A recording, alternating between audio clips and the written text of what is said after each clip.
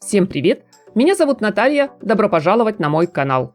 Сегодня, мои дорогие зрители, я хочу представить вам коллекцию «Весна-лето 2024» модного дома Michael Kors.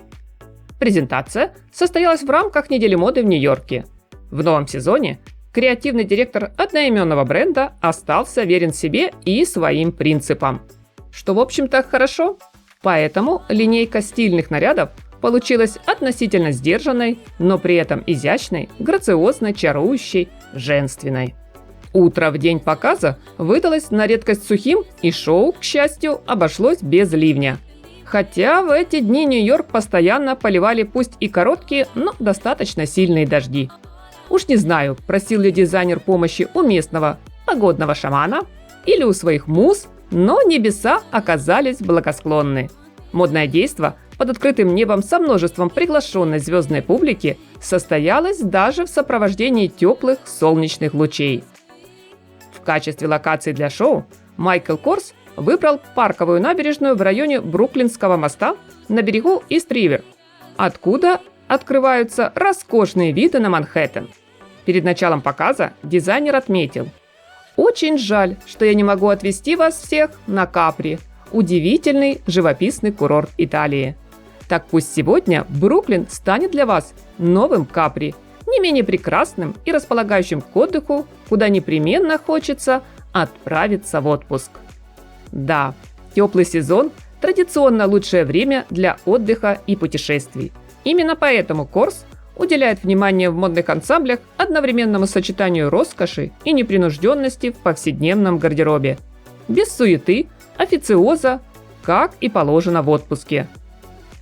Босоногий гламур. Название новой линейки наиболее точно передает общую атмосферу показа и настроение. Характер образов весенне-летней коллекции, которую вдобавок дизайнер обозначил как непринужденная красота вне времени. Отпуск в гламурной обертке. И все это на фоне белоснежного подиума с пышным декоративным цветочным оформлением. Как вы уже смогли заметить, друзья, шоу стартовало с очаровательных кружевных нарядов.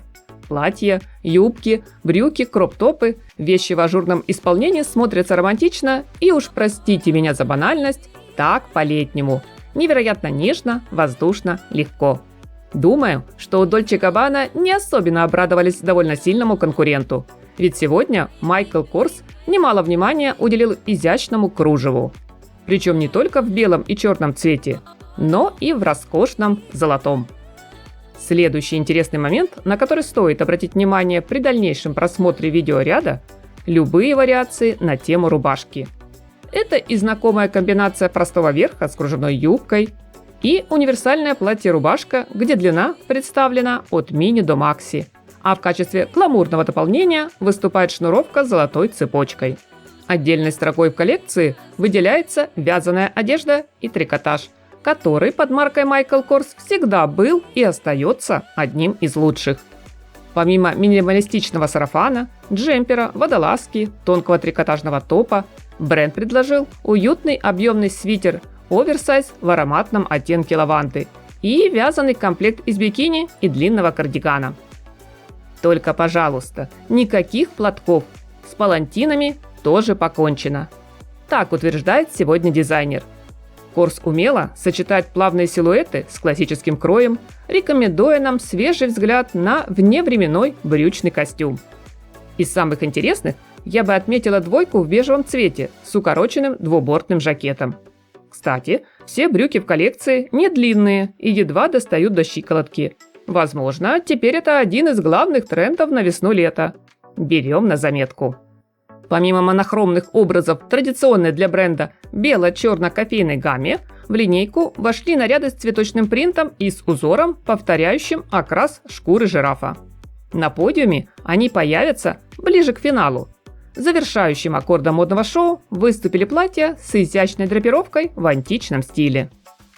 Что делает эту коллекцию по-настоящему примечательной, так это гармоничный союз ретро-мотивов эпохи 50-х и современной, максимально простой и комфортной моды. Michael Kors не усложняет жизнь. Он создает одежду и обувь, которую очень хочется носить. Правда, некоторые серьезные фэшн-критики его здорово недолюбливают, зато поклонницы бренда буквально обожают. А на чьей стороне вы, мои дорогие зрители?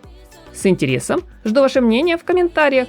Скажу большое спасибо за поставленный лайк и подписку на мой канал. Приятного просмотра, всем красоты, хорошего дня, позитива и независимо от капризов погоды, только яркого, солнечного настроения.